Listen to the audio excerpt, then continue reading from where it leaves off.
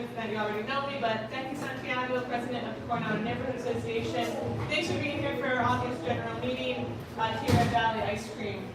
We've got a couple of guest speakers today, so I'm going to jump right into it for some of our, here's a general overview of some of our typical housekeeping stuff that we start with treasurer and membership. We're going to meet our host here at Valley Ice Cream. We've got Donna Reiner here to talk about historic preservation. We'll give you an update on some of the safety committee efforts that have been in the works for the last couple months.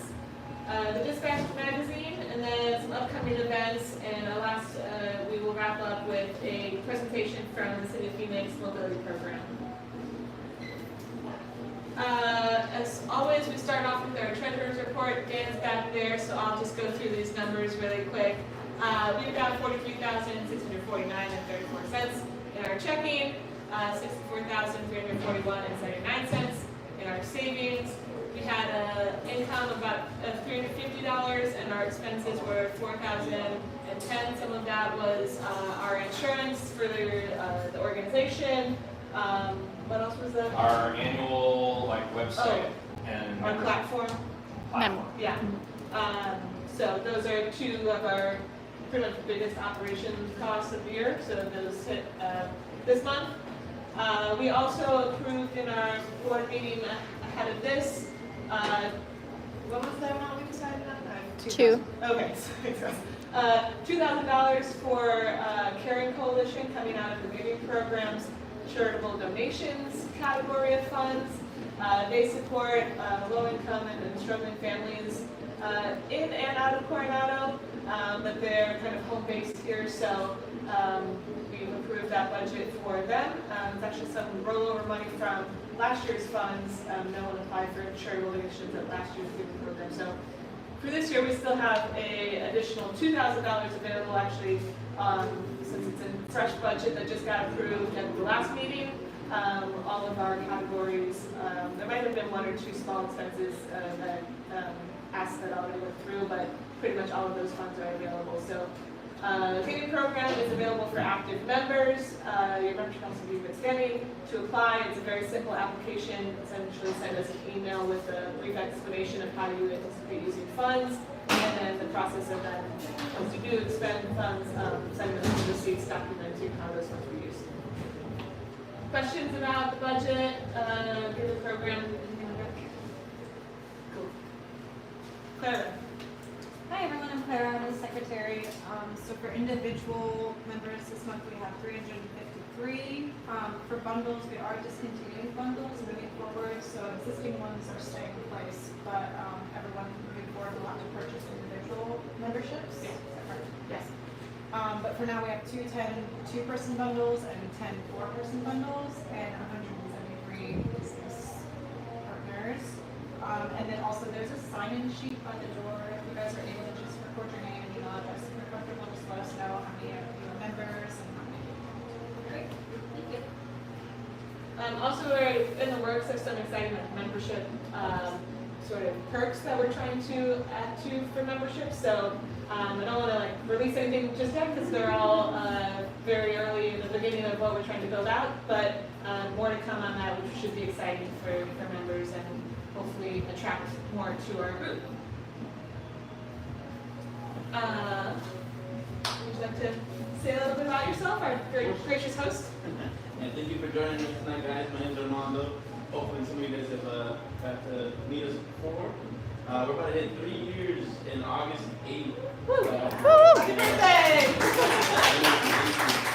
We're going to have a huge party, so you guys can come and hang out. We're going to be giving out free ice cream all day. But yeah, it's been really fun hanging out with you guys. You've been so welcoming, since we started. And it's a pleasure to host you guys. And, anything you need, we're always here for you. Events, parties, birthdays, you name it. Bring anything straight to you. So. Thank you. Awesome. Thank you.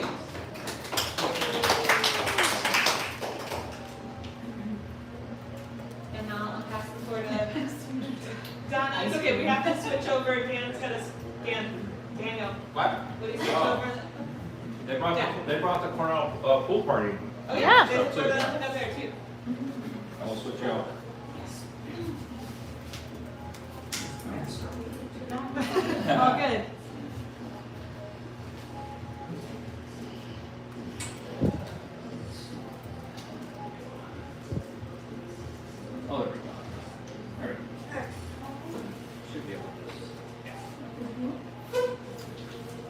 Well, this title is actually a parody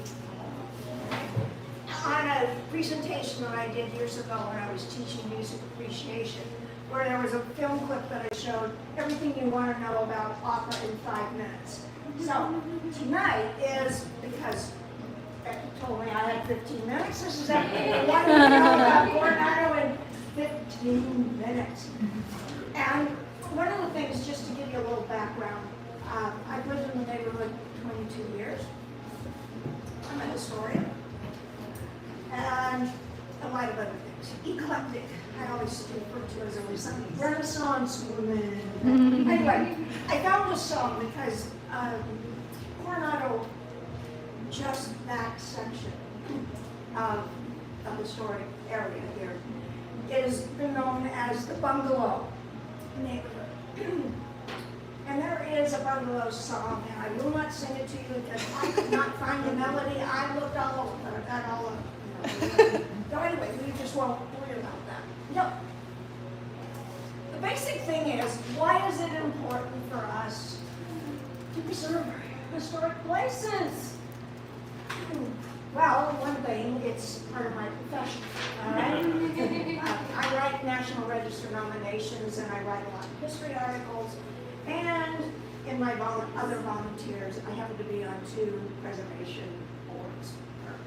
But some people are often confused as to what historic preservation is. So this is what the definition is: the identification, management, and protection of tangible elements from the past for the future generations.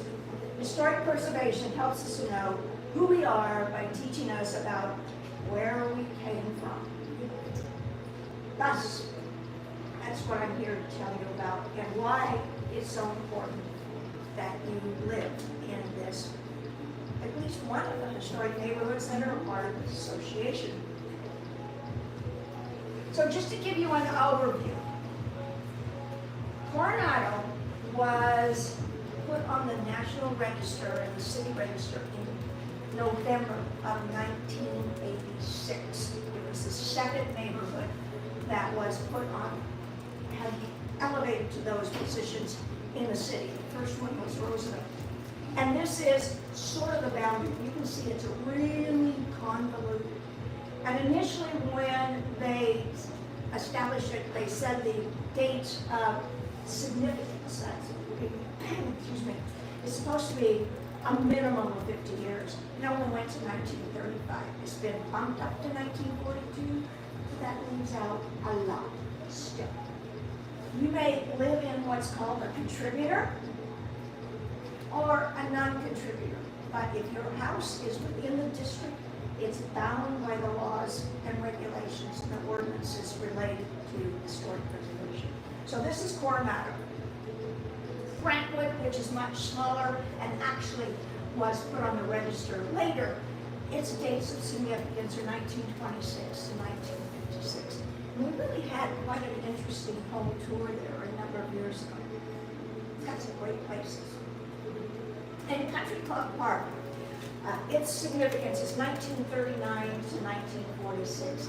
It actually started, it was probably the most planned originally of these 3 neighborhoods.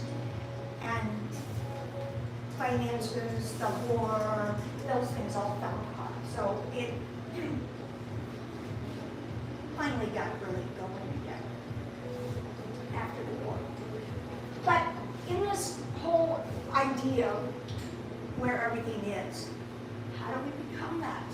And we'll get to that. How do we do that? Because we talked about, Mary knows, of expanding the boundaries of Coronado to be even more inclusive and move it further east. Oh. Okay. We can use our imagination. Is the next slide load? I don't know where it is. Oh no. Oh. It's not showing things. Try your, You want my yeah, let me try your USB.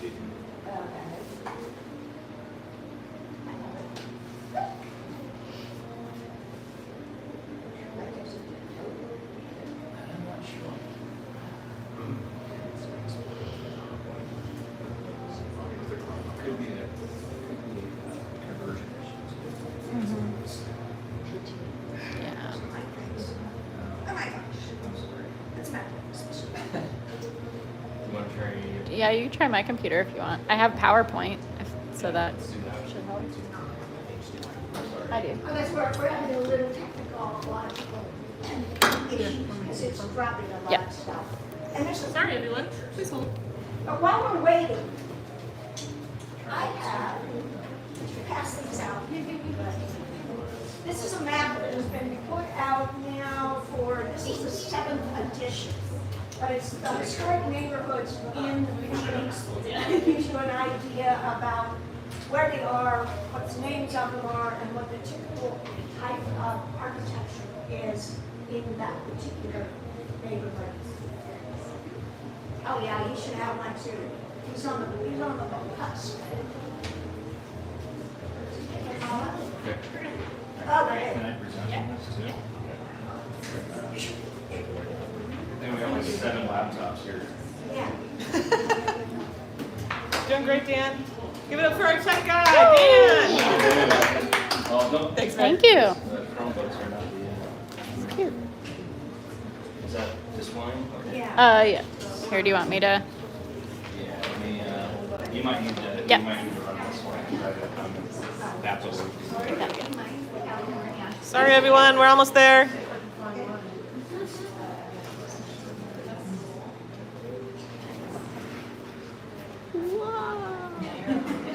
All right. Perfect. All right. So one of the things that many people don't realize is, I mean, you know that Coronado Park is flood irrigated. Well, why? It's a good question. This is actually pictures taken on 8th Street. Notice kind of the flood irrigation. It's on 8th Street and that other house too. And of course, we have chickens. But if you look at this red arrow, and it's kind of hard to see, but this is the main Maricopa Canal. Well, we had a little Maricopa Canal, ran down what is now Oak Street. But at the time, it was called Canal Street. And the thing is, it's still there. And if you walk along the south side of Oak Street, you may see boxes. You may see when, you know, they do the blue stake and they're drawing all that stuff. They'll have something that goes IRR, irrigation. It's Salt River Project Irrigation. It's still there. It runs. And if you live south of Oak now, there are homes that still get flood irrigation. Believe it or not. You never know what's going to happen. So this is an old picture, and actually that house is still there. It's not in very good condition, and I'm constantly nagging after that owner. But this is an all-wood house, and it's on 8th Street. And the owner of that house owned one of the larger lumber yards right now where the Science Center is. It was pretty big. This is a more contemporary picture. You can see it's in color, and it's in Brentwood. And Brentwood was kind of interesting because there was one developer that owned a whole bunch of lots. And so he built all the houses. But you would never know it from the outside. You have to go in and now suddenly going, I saw that over that house. So, Coronado is a bunch of small subdivisions. They're not developer driven. On my block alone, it was probably 15 years, close to maybe even 20 years before both sides were actually built. When did you move to the neighborhood? I live on 9th Street, But when did you move to Coronado? 2. 2002. 2002. Anyway, when you go home tonight, or maybe during the day, this is a picture of East Coronado in 16th Street. Dirt roads. And this is taken, as you can see, in 1952. It's so crazy. Wow. Yeah. It was not, it was still in the county. So that, you know, you read the ads and they talk about streets and you know, were they paved really or were they, you know, crushed granite? And some of our streets are officially concrete. Those are original. I mean, you know, despite the fact that the city's continually digging them up because the water is leaking. They were a character-defining feature. I just wanted to show you a few things. Neither of these places still exist. The top one, Jeannie, your dressmaker, was very near where Sunshine Market is, on that side of 12th Street. The Bethel Assembly of God is the parking lot in front of the big bar on 9th and Oak.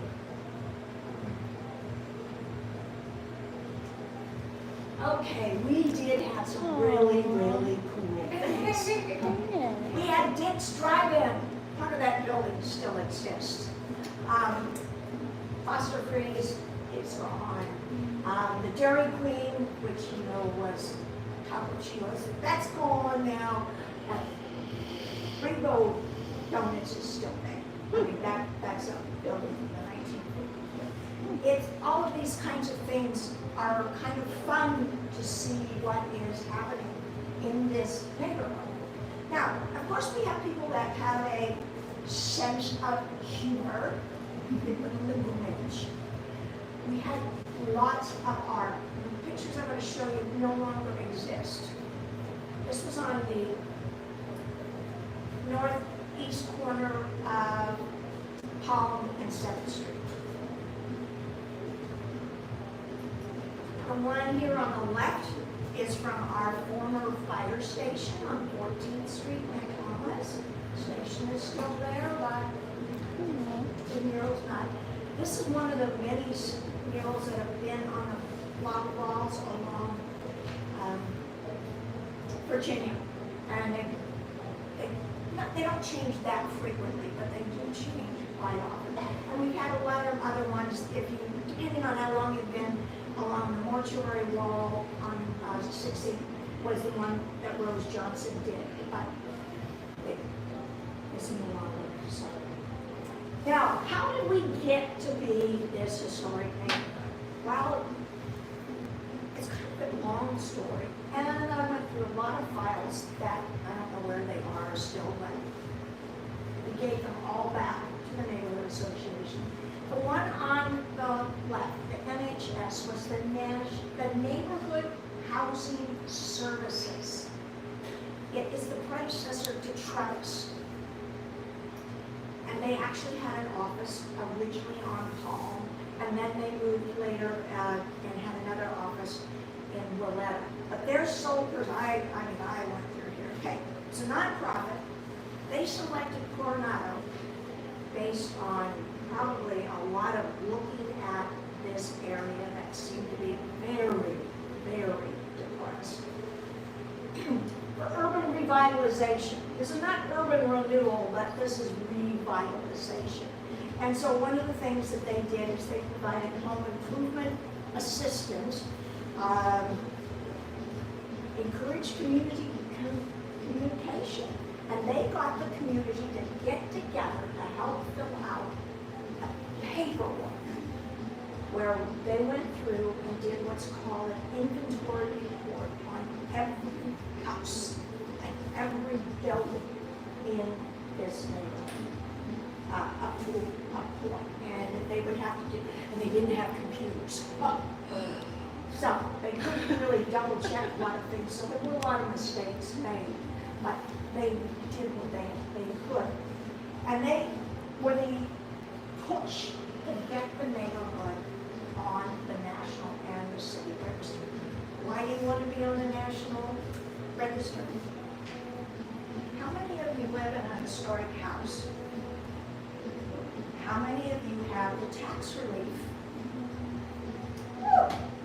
Well, you know, if you live in a historic house and you own that house, you can apply for property tax relief.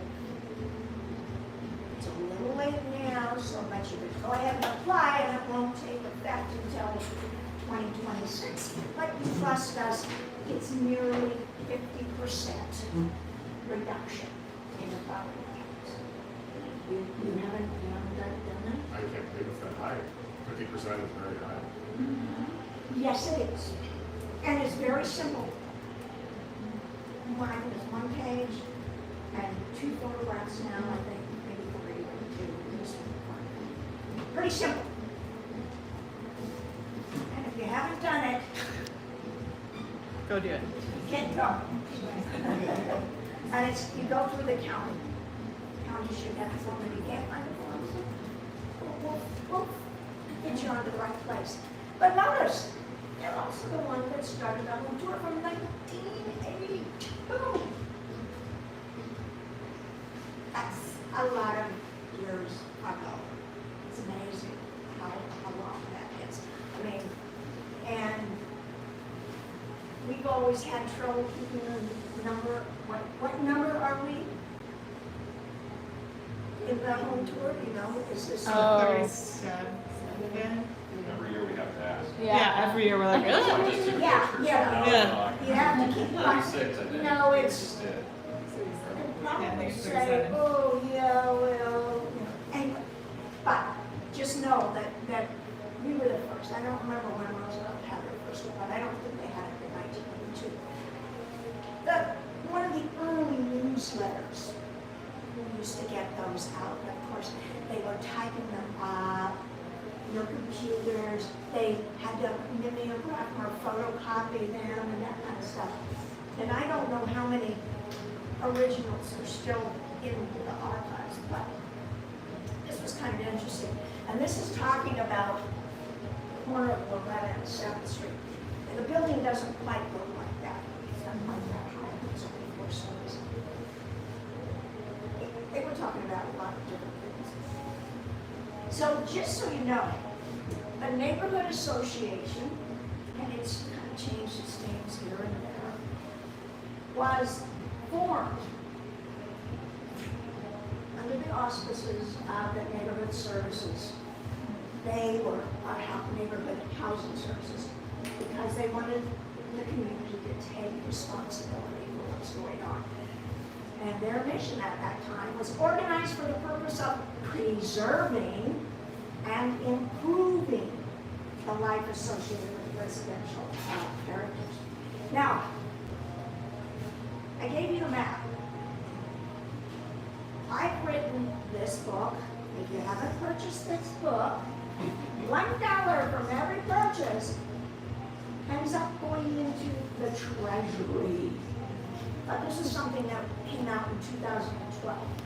I'm sure there's some mistakes in here, but there are lots of historic pictures, and it gives you, I think, a better idea. Earlier things the city did, and they had gotten a grant, was they published these little brochures like this in the neighborhood. So this one says, this was Country Club Park, and this was Coronado District. I mean, I have a few copies, but I don't even know if the city still has original copies. So they only did it for the number of districts that existed. We have over 35 historic districts now in the city. And then the neighborhood got a grant. And this is the historic interiors of Greater Coronado neighborhood. I actually found some of my cabinets, so they show doors and walks and ceilings, you know, you have a cove ceiling or whatever. And so this was a little, I don't know, if you ever think about something, Yeah. you could probably have it redone. I mean, it gives all the information, and I don't know if it's copyrighted because it was done with funds. Grant. And then this book, it's kind of nice. I don't know if you've ever seen this. This house is across the street from me. Oh, and I look at it all the time. But this talks about the different historic styles that you can find. So if you have to do, not have to, if you desire to do some additions and things like that, you can do that. Now, I happen to be the HP liaison for this neighborhood. So if you have questions about what's going on, that's my email right there. You can't text me, so I don't get my phone. You guys may be on texting, but I'm still a little old fashioned. I do go with the email. Yeah.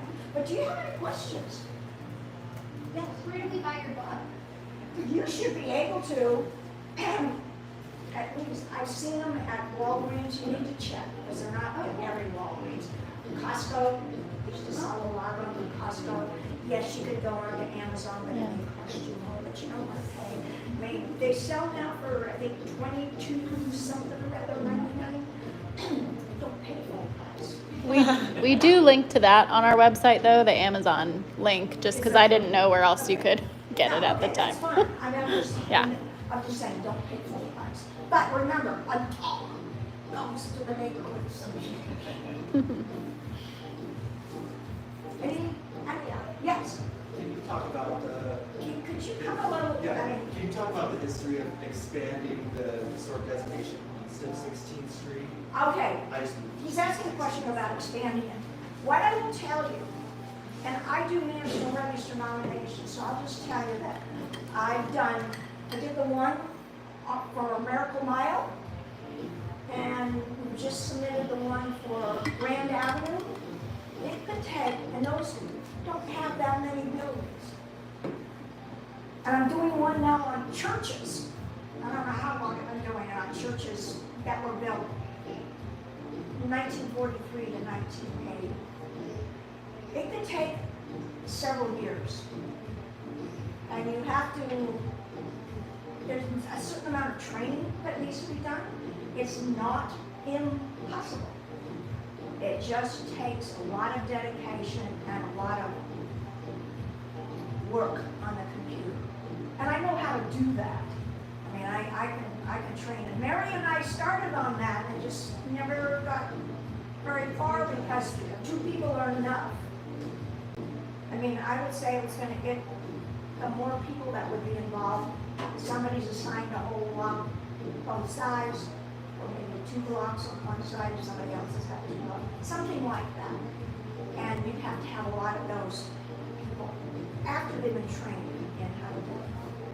But then somebody has to go back and recheck the details.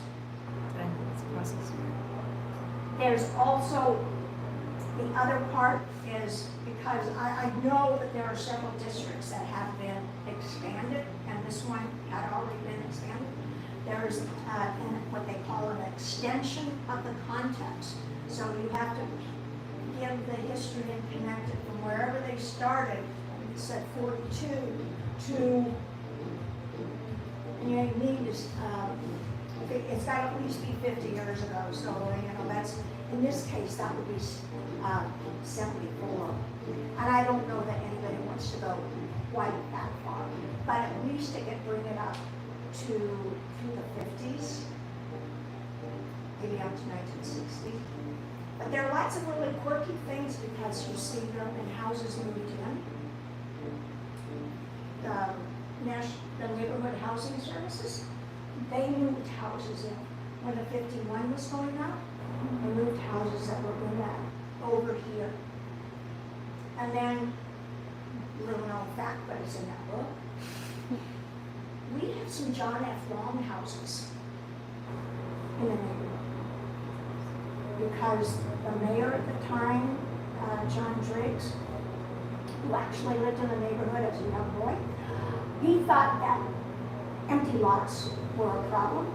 And so he convinced John F. Long to build some of his houses, which were prefab, they were pre-cut. And the lots John F. Long was building out in Maryvale, a bigger, different configuration than our lots. And so there was some that he actually had to shave off, 2 or 3 inches. No home builder wants to do that. We only got 11 put up. I think Triggs had a few more in mind, but 11 are the only ones we could confirm. Does that answer your question? Yep. Yeah, okay. Because, you know, there's that possibility on that side. There was a lot of building after the war that went that way. Yeah. Awesome. All right. We gotta wrap up and move to the next. And I know you could talk about this for 3 hours. Thank Yeah, you. I would. Thank you so much. This is awesome.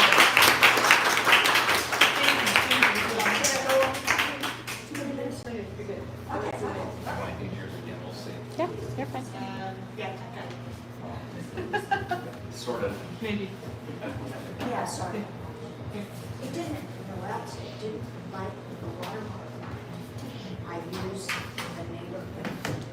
That's- Do you want to give her thumb drive back? And then I'll take that thing. The thumb drive's hers, but that's mine. Okay, Yeah. that would have been good. It's right here. Thank you.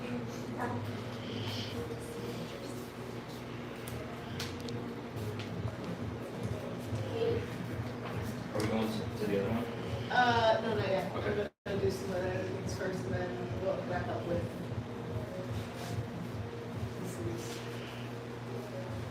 Thank you again, Donna. That was super wonderful, great presentation, very informative. Awesome to see the pictures.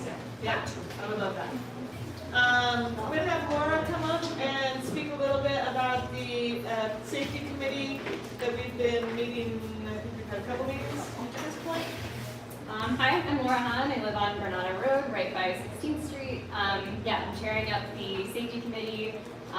We kind of poured through all of the safety survey results and kind of identified some key concerns from the community. Then we've started to kick off some initiatives to address some of those. So things that are coming up are coordinated alleyway cleanups. Really excited about that one. We're also trying to get an awareness campaign going. There's lots of like really great services and resources that are available to you, but I think there's not maybe enough awareness around some of those things. So we're hoping to get the word out about what's available to the community. And then we're also kind of working on, you know, things like phone trees and stuff like that. So piloting some of those in some neighborhoods. But would love for you all to get involved in this stuff. So feel free to, I think you can probably email Becky if you want to be part of the committee. Yeah, and then we'd love to have people that are willing to be kind of hands-on on some of these initiatives too. So that's it. Yes. Go ahead. When do you meet? We meet on the last Wednesday of the month, and we've been at Colado's over on 7th Street. So yeah. We also have Officer, Thank you. Officer Harris here today.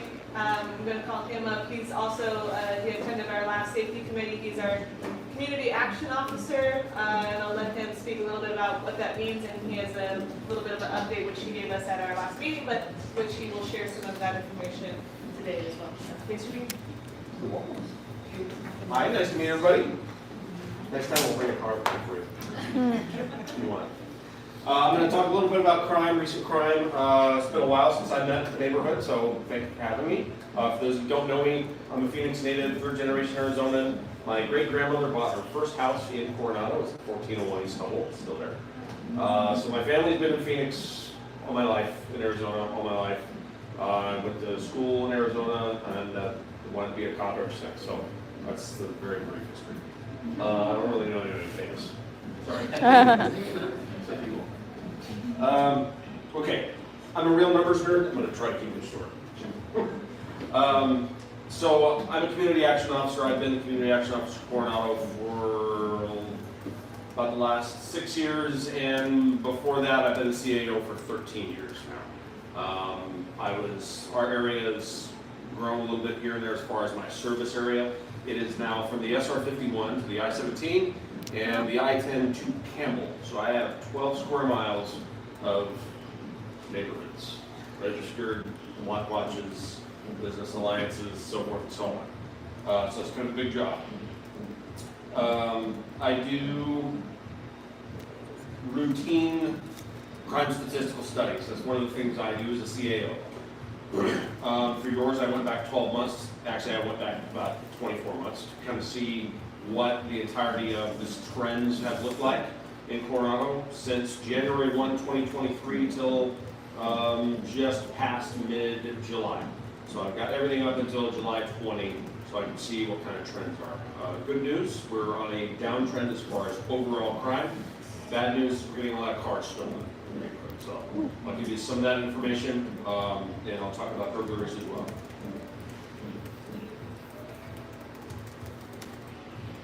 Questions before I start? Okay. Which grid square? So Coronado is broken up in 4 grid squares. Northwest, southwest, northeast, southeast. And which grid square do you guys think maybe has the most stolen cars? Curious. Southeast? Okay. I mean, I would think the biggest one, just because it has more houses, but. It's actually the northeast quadrant, so north of Oak and east of 12th Street, that has the most amount of Oh, stolen I see cars. where I think. And that is primarily due to businesses along 16th Street that have a lot of parking. They're, I won't say they're open late at night, but they're open later. And that quadrant has a lot of the multifamily that is, or apartments that are Coronado. So whenever we see apartments, we see supply victims of cars. Anywhere where there's commercial parking, we see the same supply of victims of cars. That's why that kind of happens that way. So right now, and it's come and gone over the last 3 years. It kind of peaks in about 6 month span. It looks like we're in the middle of one right now, where car thieves are stealing large GMC and Chevy trucks, and they are going to Mexico for drugs and people smuggling. So 3 of the last 4 stolen vehicles in the last 2 months have been large Chevy trucks stolen from about 100 yards away, right over here, around the area of 15th Street and Oak. That is generally. So that's a thing. The other ones, a Subaru, that was recovered. The Chevy and the GMCs were not. A double axle trailer, a Nissan Sentra and Nissan Coronado, a Kia Optima, that was discovered. We actually found that and then discovered it was stolen. It was left abandoned. Saturn L300, I don't even know what that is anymore. And I'm 40 something years old, but I don't remember even what Saturns look like. And then another one that was kind of suspicious circumstances, so I'm not going to call it stolen. 1, 2, 3 of all of those, 10 of those have been recovered. So the trailers, usually when people get their trailers stolen, those we generally don't find. Those get repurposed into something else, and then we hardly ever find them to be recovered. The Chevy Silverados and the GMC Sierra trucks, like I said, those are probably in Mexico. If we do recover them, it's usually around the Ajo area or somewhere south. Broken down, they use it till it quits. Questions about any of those? Be surprised if anyone has a Kia in here. Anyone have a Kia? If you're willing to admit it. Good. Right. Clubs, remember the clubs that go in steering wheel? They still work. Crime is a funny thing. Everything goes in waves.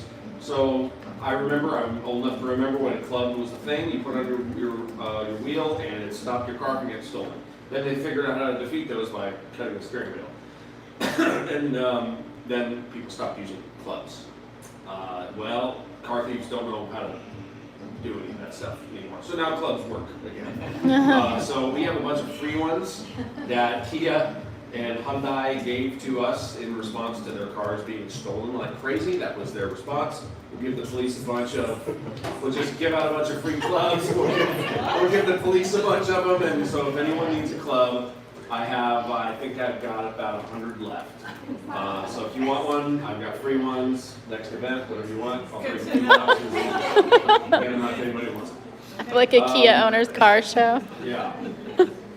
So the last thing I'll talk about is home burglaries. That's the thing that most people are usually worried about. The last 2, we'll talk about the MOs. Almost all of them are from alleyways. And so when I look at grids that are heavy for stolen vehicles, I'm looking at the Northeast. When I'm looking at grids that are heavy for home break-ins, I'm looking at Northwest and Southeast. And that's because the Southeast quadrant, so 12th Street to 16th, Oak to McDowell, that's got a lot of straight alleys. It's got a couple of T alleys. There's that one weird H alley.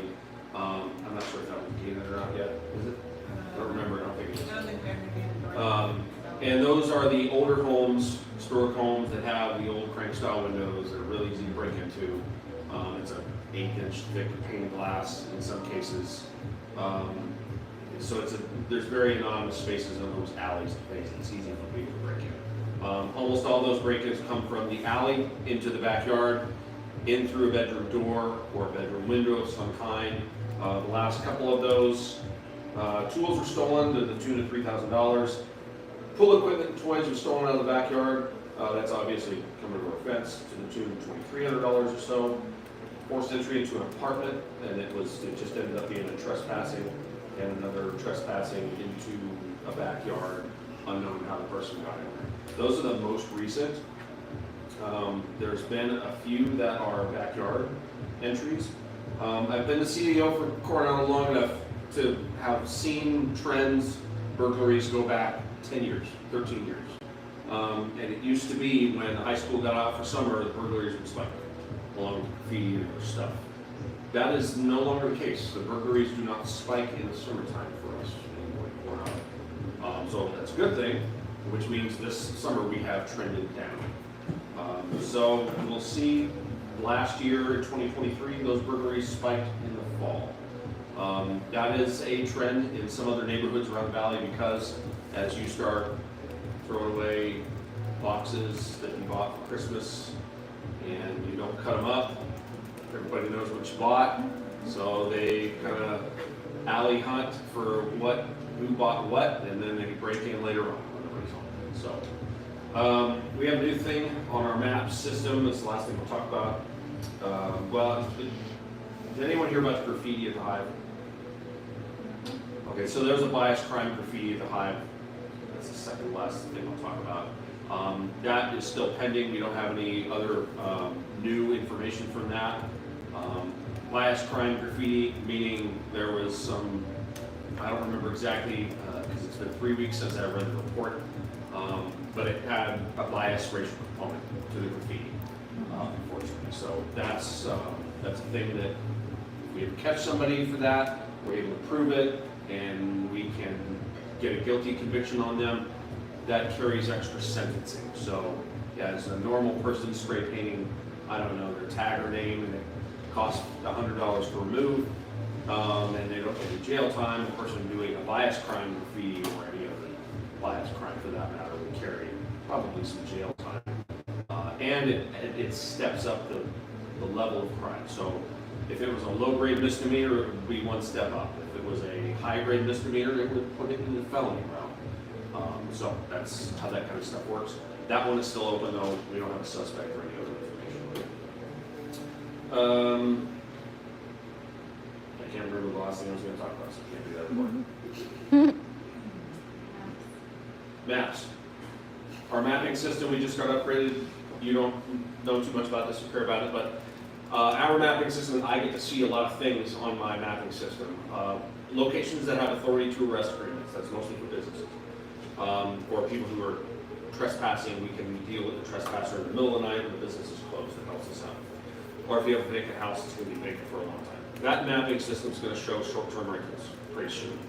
That feeds information to my map from the neighborhood services department, so I get to see all the registered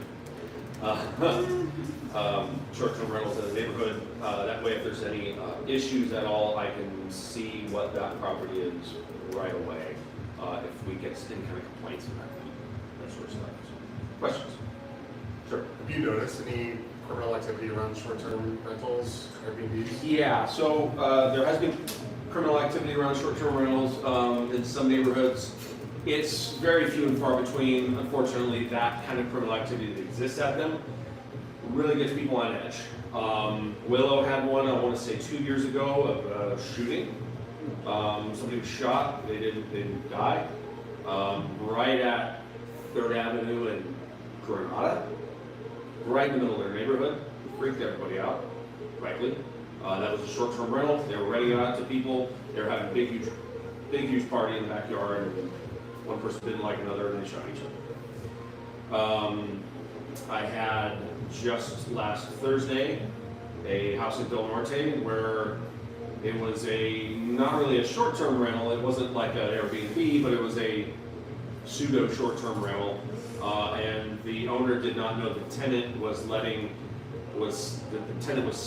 to a murderer who had a warrant from California, and we didn't know it until the SWAT team Swiss cheesed the house. It's flashbangs in the middle of the night. So we're like, oh wow, what's going on here? They got the guy out, which is good, and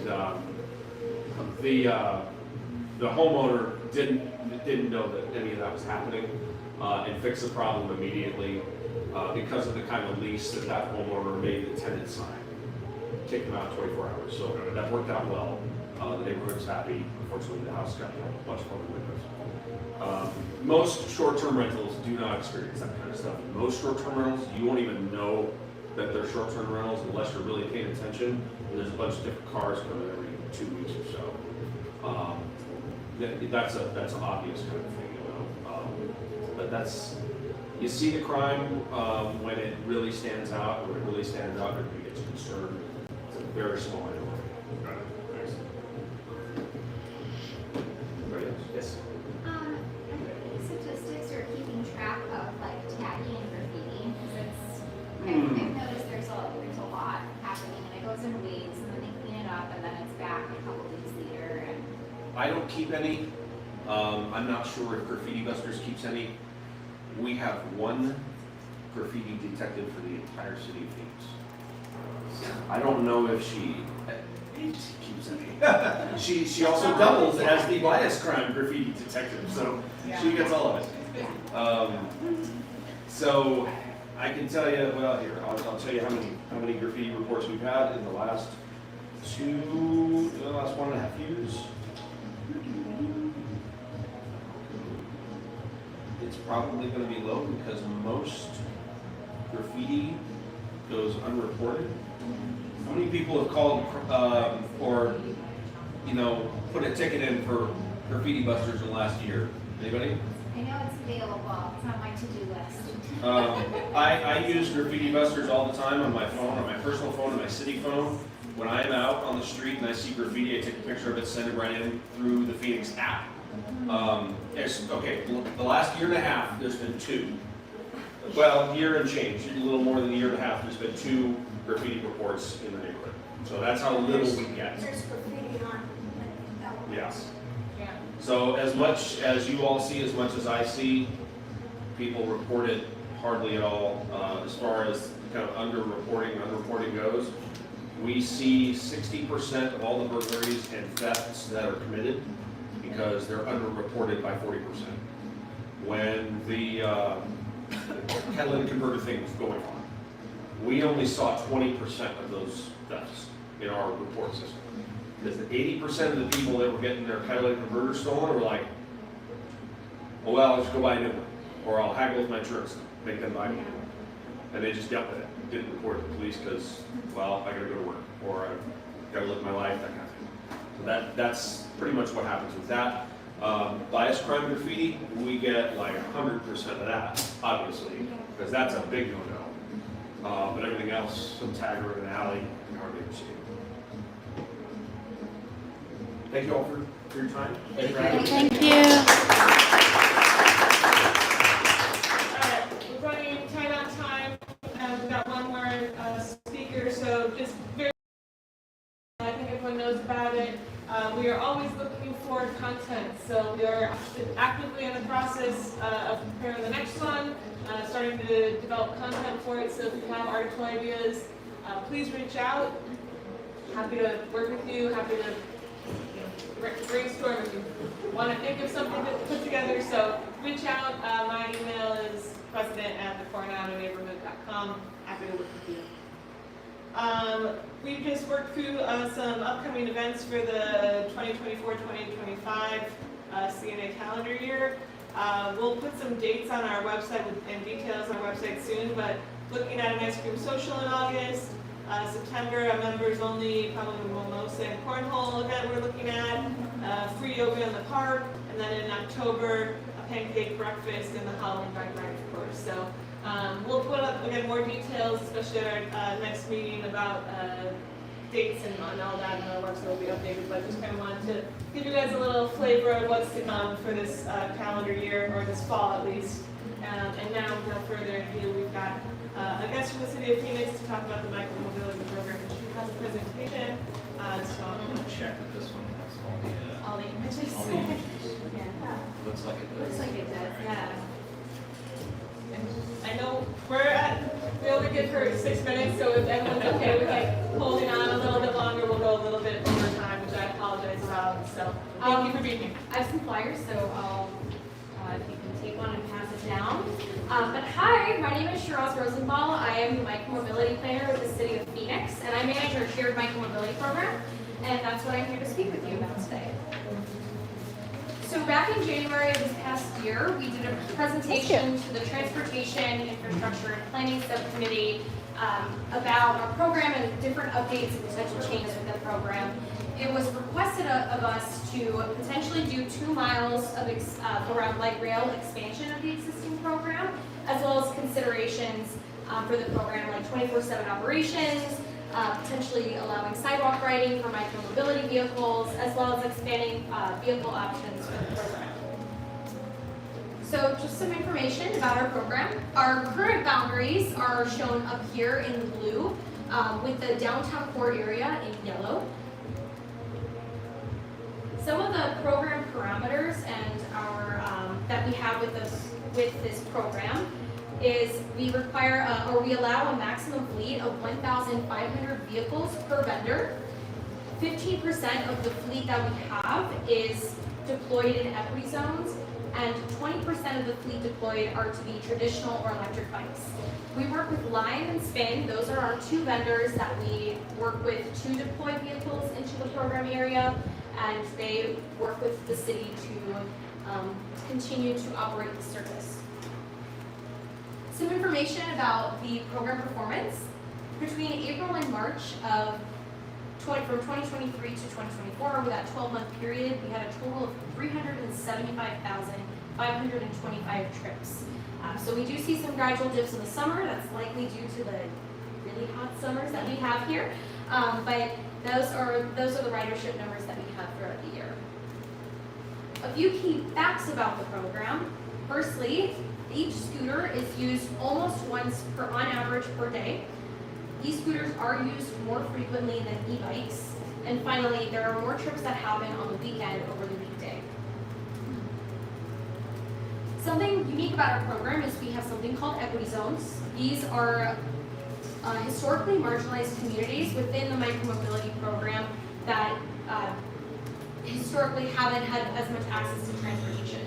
So some of the benefits, including the 15% deployment into these equity zones. We also do a 30% discount if you are a rider within the equity zone. So if you start a ride within this area, you get 30% off of your ride. In addition to that, we also have reduced rates for folks who qualify for government assistance with both the vendors Lime and Spin. So they have designated access programs. If you qualify for government assistance, you can get significantly reduced rates. And that's usually like almost 50% off of your ride. And more information on that is on our program website.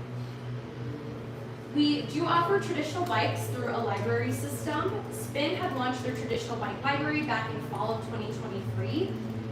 You do have to reserve the vehicle, usually 24 hours in advance, and you do have to be within the program boundaries to have access to the vehicles, but they're free of charge. So if you rent with Spin and you get the vehicle between 7 a.m. to 4 a.m., you're able to use it, and it can be dropped off at maybe at your home or wherever your designated location is within the program area. Lime will offer traditional bikes sometime this year, and we anticipate that those will be 24-hour rentals that can be dropped off within the requested location. A little bit of information about the parking requirements for this program. We have 2 different types of parking requirements. Firstly, within our downtown core, we have something called parking corrals. These are parking locations where the scooters are placed in a designated area off the right-of-way, and you're required to park within the parking corral when you're in the downtown area. And outside of the downtown area, we have a lock-to parking system where you're required to park your vehicle by locking into an element in the right-of-way, like a bike rack. we've had some challenges with this particular type of parking methodology. So it can be a little bit difficult to monitor the system and see if a vehicle is potentially blocking a sidewalk. So because of that, we are transitioning to be a fully corral-based system. So we'll be installing parking corrals throughout the entire program area. And some of them are virtual corrals, meaning that they're not necessarily designated on the right of way, but it designates folks to park off the sidewalk and intermediate gravel area. Right here is the potential program expansion area. So as I mentioned previously, after we presented to the Transportation, Infrastructure, and Planning Subcommittee, they requested that we evaluate potentially expanding this program 2 miles around light rail. So that does include parts of this neighborhood. And we've been doing a lot of engagement to get feedback from the community about whether they are interested in this program and what concerns they might have with the program expanding into their neighborhood. Some of that engagement we've hosted at events, we've attended community meetings. We did have a public survey that was available, though it did close on Friday.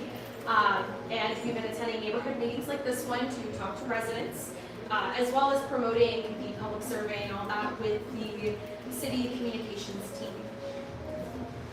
Another thing that we've been looking at is a 24/7 operations pilot. Formerly with the program, the hours were between 5 a.m. to 11:59 p.m. and those hours were selected to reduce impaired driving. It was requested of us to investigate 24/7 operations to help improve the utilization of the program so more people can ride. But we have started a 6-month pilot of that, which launched on March 1st, and we're just monitoring a lot of data from our vendors, looking at collision reports, and ensuring that drivers are not riding impaired. With that, I am happy to take questions, so I don't know how much time there is. That was very quick. Thank you Yeah, for- of course, yeah. Yeah, I'm happy to take questions or comments from any of you about this potential expansion, any questions that you have about that or concerns. Okay, so I sometimes see the scooters lying around where they don't belong on the sidewalks, abandoned. How do y'all handle that and prevent that? Because if you're gonna bring them into our neighborhood, I don't wanna be having them all over our sidewalks abandoned. Of course, totally. So we're, with this program, and especially with the engagement we're doing right now, we're trying to understand concerns from residents and what they're concerned about. And obviously, abandoned scooters is one of the things that has come up quite a bit. One of the things we're working on mitigating is because we're transitioning to a fully corral-based system, the hope is that because there will be designated areas where people will park their vehicles, it will help deter people from just parking anywhere that they want to.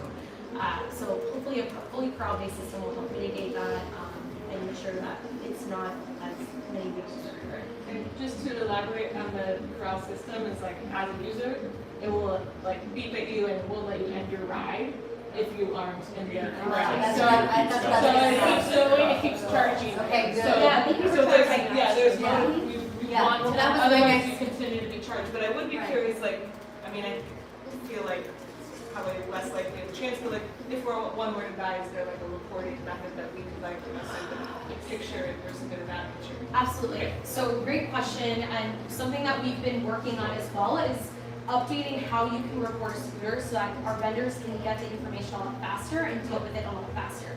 So My Phoenix 311 website is one of the best ways to do so. It connects directly to the vendors. You fill out a very brief form and just let us know where the scooter is located, the intersection, and who the vendor is. So if it's a green one, it's Lime. If it's an orange one, it's Finn. And it sends directly to the operations staff, and they'll be able to address the issue. But of course, we can also address issues if you email scooters@phoenix.gov. That's the specific thing. And we're working on getting that information to the public. I have another question about your regular bicycles and the library checkout feature. So how will you all prevent the regular bicycles from being stolen? Because I'm just curious. Yeah, absolutely. So right now with the traditional bicycles, since it's a library system, they only get delivered to people who request it. So they're not just out everywhere on the right of way.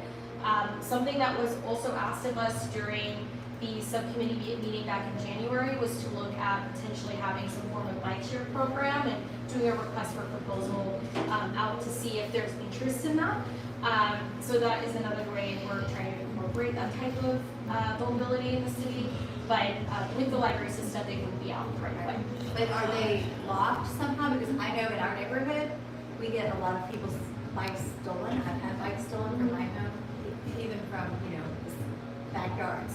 So are they gonna have some sort of something that prevents that from happening? So at least with the micromobility scooters, there are GPS systems that track those. The bicycles. But the bicycles, since they're usually stored in a warehouse before they're delivered, so the idea is that when you want it to be delivered, you have access to the bicycle and you can use it, and that's the vendor's bicycle. But other than that, I guess maybe the question, sorry for interjecting.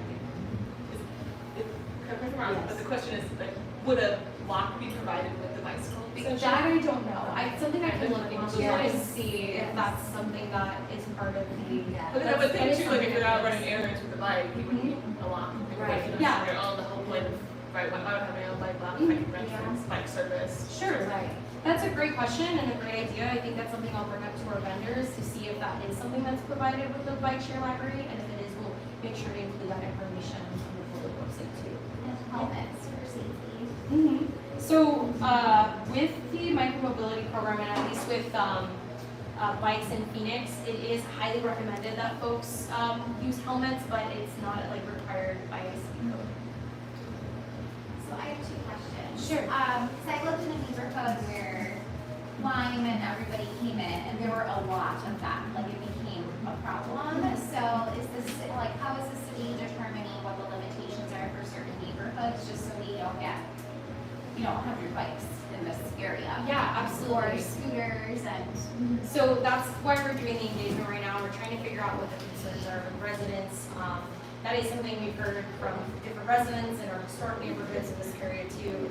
And we want to be mindful of that when we create the expansion plan. So we're still evaluating what that method's going to be. Sure, and we do have short-term rentals here in Airbnb, so yes, I could see them using that, and that's a perk. It's just, for everybody that lives here, having a lot of those everywhere could be problematic, especially if they're abandoned. Absolutely. And where are the corrals gonna be? Like, are they near a park? Are they just, in the middle of a block? Because, that could also be something concern for neighbors. So I have a corral in front of my house. No, absolutely. So we wouldn't place like a corral like directly in front of your house, unless maybe you're in front of a stop sign where there's like parking available.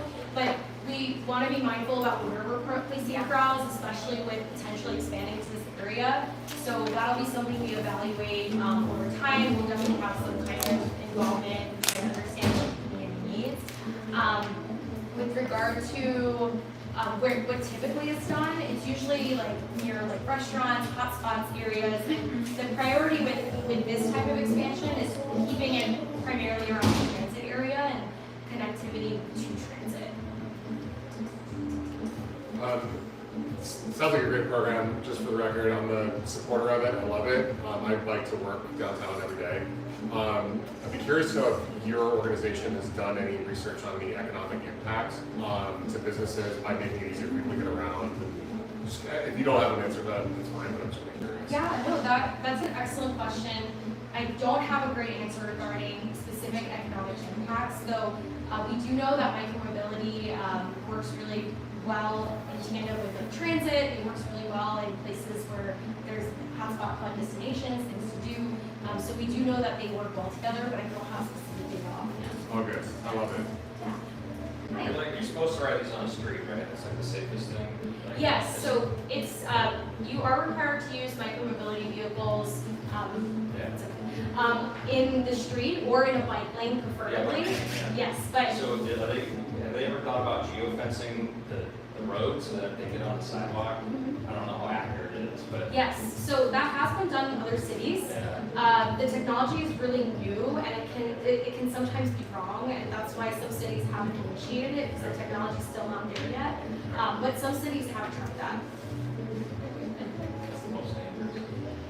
And we did have some of their technology. So there's a geofencing approach, but there's also like having scooters and sidewalk surface, and neither of the technologies were really there, but I should have said earlier, but yes, I can say we tested it really nice.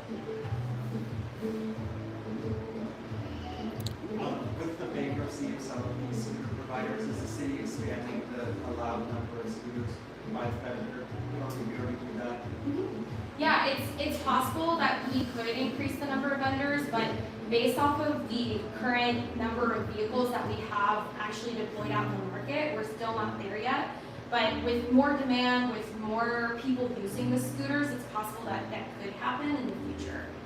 So that's another question, that I'm sorry, I'm gonna move you a little bit, but do you guys have like a heat map of these different rides that we could potentially look at to see, where are we taking the scooters on? So I think that was really interesting. Yes, absolutely. I would load it up for you, but so Ride Report is a data management software that we use to track our rides. If you look up like Ride Report global data, there's a list of cities all around the United States that show ridership, and Phoenix is on there, and it'll show you like quarterly data of our ridership on there. Ride Yeah. report, you said? Yes, Ride Report, the data management software. I can add that in my notes too to send you. And then I have a question on the timeline of this moving forward. So I know your survey just closed, but what are the next steps in the timeline?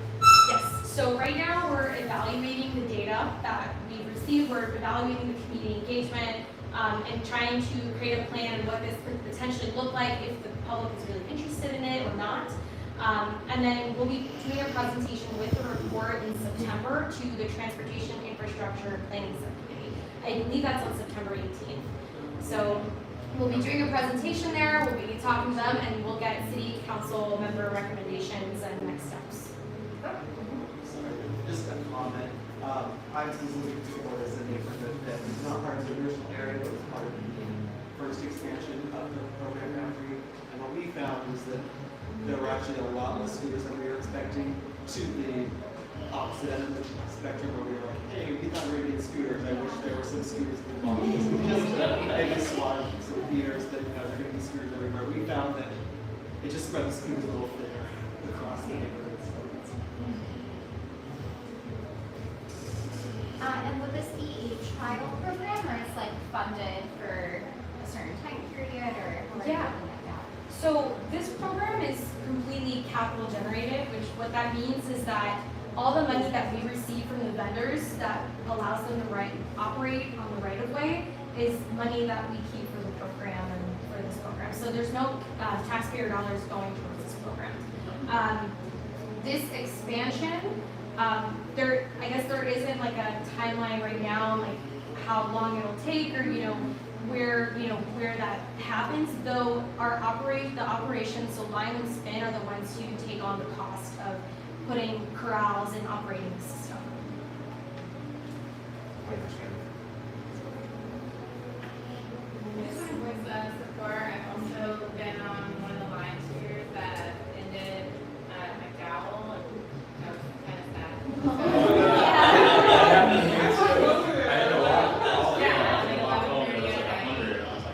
Yeah, it's supposed to stop you. And there are also some, well, yeah, it did stop me, and then it kind of disappointed. Oh, no. There are some ASU students who live in the neighborhood too, who I know are interested in that. So, since the survey closed, is there a place where we can voice that support, or can we tell you verbally?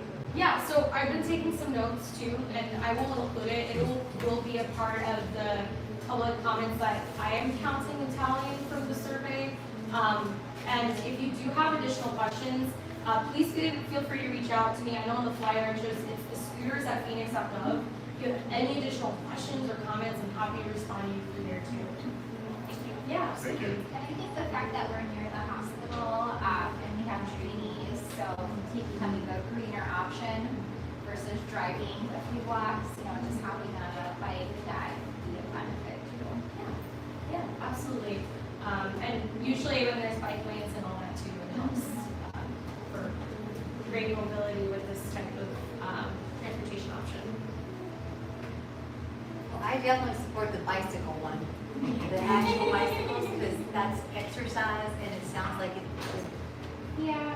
maybe be less likely to hug up our sidewalks with random scooters, like I see all the time here where I work. Awesome. Thank you. Thank you.